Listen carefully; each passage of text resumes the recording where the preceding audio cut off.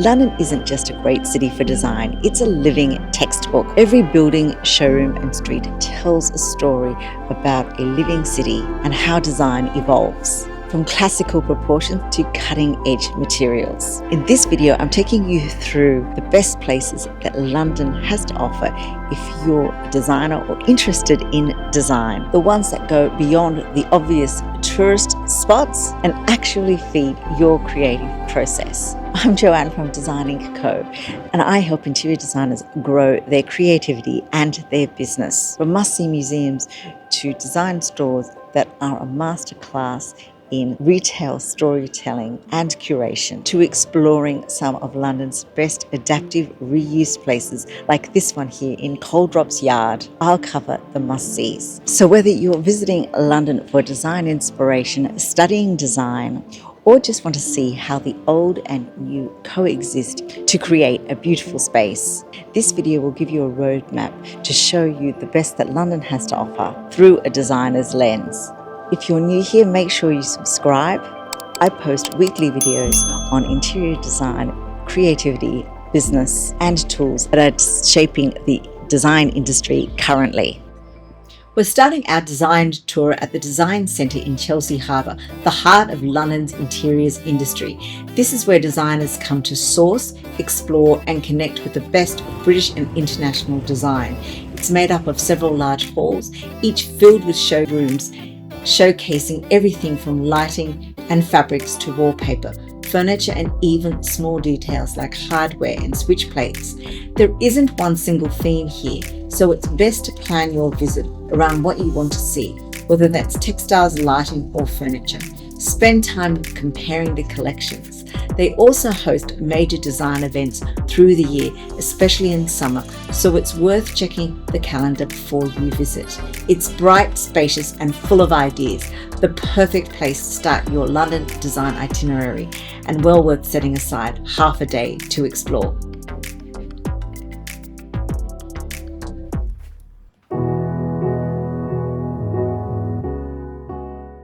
A short walk from the Design Centre, Pimlico Road feels more like a design village than a retail street.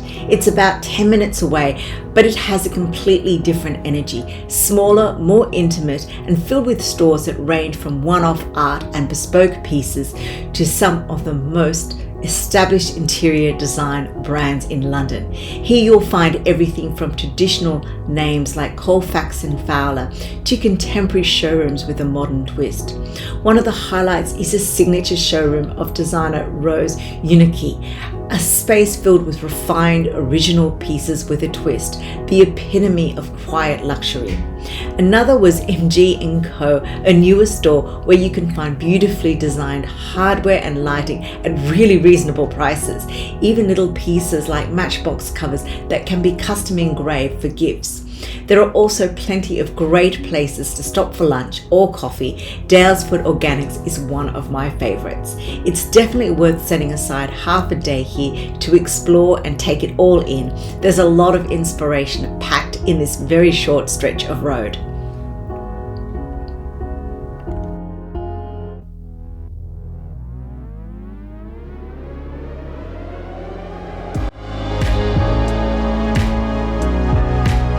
It's time for some retail therapy. Let's head to Sloane Square, around 10 minutes walk from Pimlico Road.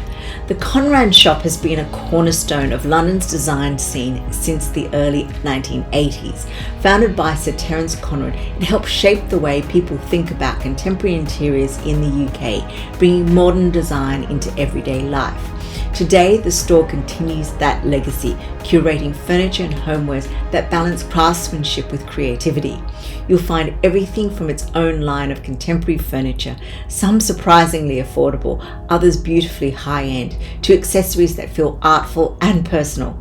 It's a bright, colourful space filled with ideas, and it's one of the best places in London to see how design evolves when function meets imagination. You'll be sure to pick up a souvenir here of your trip to London. We're in the heart of the West End, just off Regent Street. Liberty has been at the centre of London's design story since the late 19th century. Founded by Arthur Lazenby Liberty in 1875, it began as a place to showcase art, craftsmanship and imported textiles, and quickly became a destination for those seeking something cutting edge, even in the late 19th century. The building itself is one of the city's design icons. Its Tudor Revival facade and richly detailed interiors make it as inspiring as the collections inside. Across its floors, Liberty moves from jewellery and accessories through to fashion and finally to its famous fabrics, furniture and homeware at the top. It's a space where tradition and innovation meet. You'll find Liberty's own prints alongside new designers and independent brands that often go on to shape global trends. What makes Liberty special is its eye. The buyers are known for spotting what's next while honouring what's timeless. It's both a museum of design history and a living showcase of where design is going next.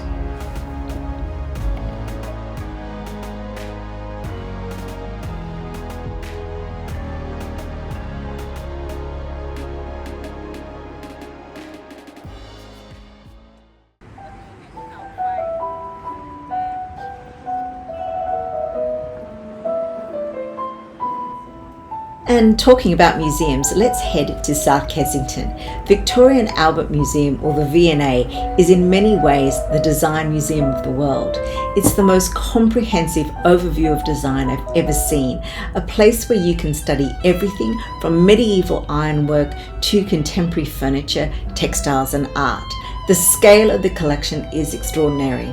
You'll even find complete interiors preserved from different eras, showing how design and daily life evolved side by side. If you're serious about design, you could easily spend an entire day here and only see a fraction of what's on display. When I visited, there was an exhibition on Marie Antoinette, beautifully curated as all their special exhibitions are. I'd been to Versailles the week before, and seeing that history reinterpreted through design was fascinating. But even without the temporary shows, the permanent collection is pure gold for designers. One highlight for me is the Furniture Gallery, a timeline of craftsmanship, style and material innovation. The V&A isn't just about history, it's a living archive of ideas and a place that reminds you why design has always been at the heart of culture.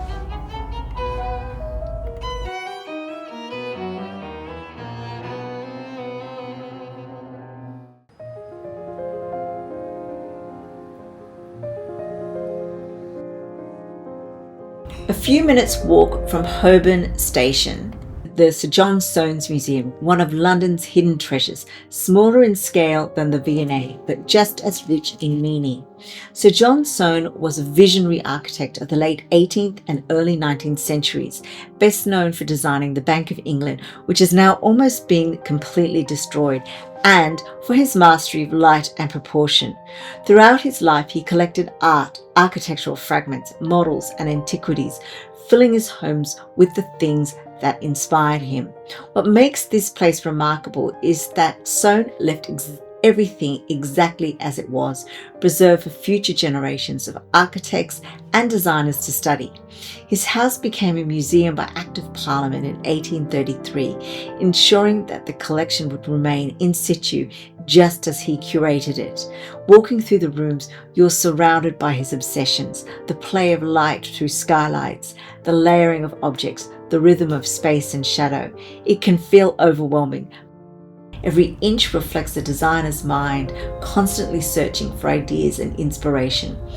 For designers, this is more than a museum. It's a study in curiosity, storytelling, and how personal vision shapes space. It reminds us that design isn't just about what we create, but about what we choose to keep close to inspire us.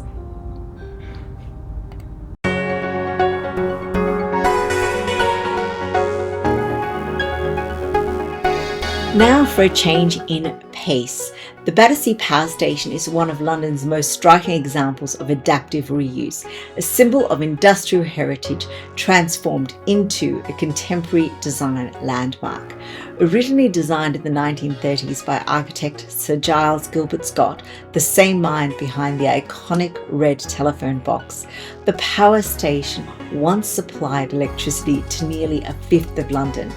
A flick through the images of this article from the television Telegraph shows this ambitious project and how it became derelict, a vast brick cathedral on the Thames.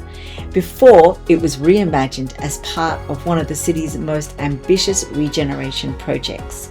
What makes Battersea so interesting isn't just the restoration of the structure, but how these monumental turbine halls have been repurposed. They're now home to a mix of retail, restaurants and residences. Yes, there's plenty of high street names, but the spatial experience still feels extraordinary. The vastness of the original design has been preserved, the materials carefully balanced between industrial character and modern refinement. Outside, the landscaping connects the building back to the river, opening up public spaces that feel welcoming and contemporary.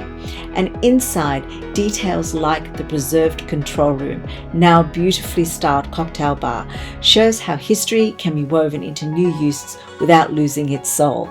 For designers, Battersea Power Station is a masterclass in respecting heritage while designing for modern life.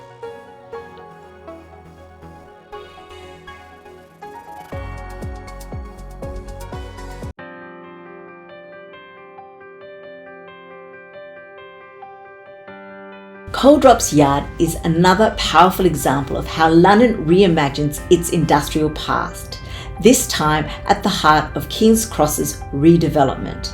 Once a Victorian coal depot, this site has been transformed into a vibrant public space that balances heritage with innovation. The most recognisable feature is Thomas Heatherwick's sweeping roof design, two curved structures that appear to reach toward each other across the courtyard, creating a new landmark within the skyline.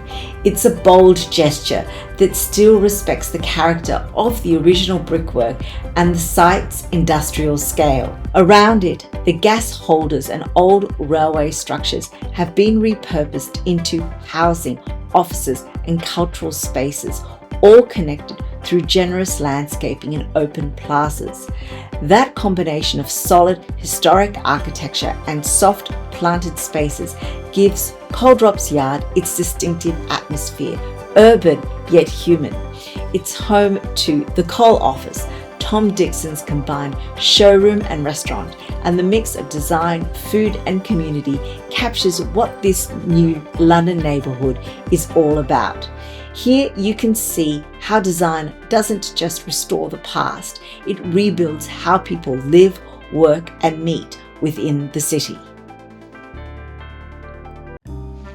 Located in the heart of London's financial district, the Ned occupies the former headquarters of Midland Bank, a landmark building designed by Sir Edwin Ned Lutyens in the late 1920s. Originally created to convey the power and ambition of banking, the structure is now transformed into a hotel and members club that brilliantly blends heritage with modern hospitality. Inside you'll find grand neoclassical spaces. The main banking hall is framed by green verdite marble columns and original detailing which have been preserved. But at the same time, the designers have introduced warmth and intimacy, clever lighting, rich upholstery and adaptation of original elements, such as the old vault door and deposit wall box, now turned into the vault bar, an atmospheric space in its own right. For designers, the Ned is a masterclass in how to work with scale and history. The building's vastness remains, high ceilings, large columns, dramatic spaces, yet the interiors feel human and inviting thanks to thoughtful layering of material, texture and lighting. London is one of those cities that never stops reinventing itself. If you're a designer, walking through London feels like walking through the history and the future of design at the same time. And that's what I love about it. If you're planning a trip to London, I have a design itinerary for London that you can follow, plus tutorials, tips and tools, especially for designer in my free community, the Design Success Circle. You'll find a link in the description.